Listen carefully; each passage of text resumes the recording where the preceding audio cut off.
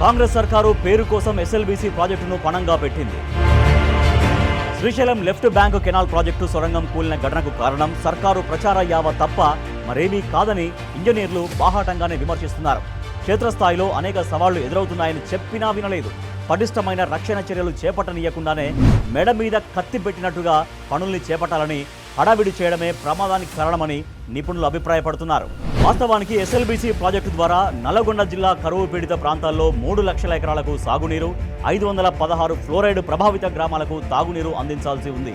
అందుకోసం 30 టీఎంసీల జలాలను శ్రీశైలం రిజర్వాయర్ నుంచి 2 సొరంగాల ద్వారా గ్రావిటీతో నీటిని తరలించాలనే లక్ష్యంతో ఎస్ఎల్బీసీ ప్రాజెక్టుకు రూపకల్పన చేశారు.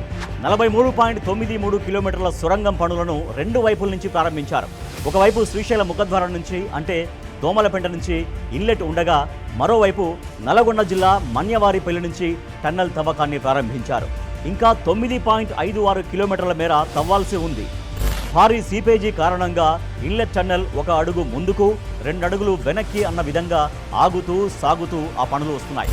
నిమిషానికి 10,000 లీటర్ల చొప్పున సొరంగంలో ఊట వస్తుంది అంటే పరిస్థితిని అర్థం చేసుకోవచ్చు.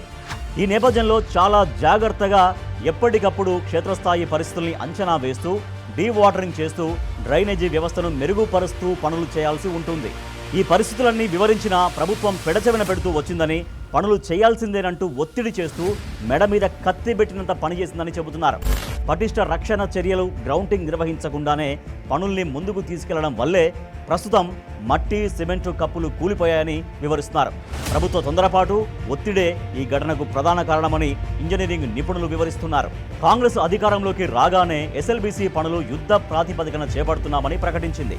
ముఖ్యమంత్రి రేవంత్ రెడ్డి ఒకసారి, మంత్రులు ఉత్తమ్ కుమార్ రెడ్డి, కోమటిరెడ్డి వెంకటరెడ్డి పలుమార్లు ఎవరికి వారు సమీక్షలు పెట్టడం, ప్రచారం చేసుకోవడం తప్ప క్షేత్రస్థాయి పరిస్థితులపై ఏనాడూ దృష్టి సారించలేదని ఇంజనీర్లు చెబుతున్నారు.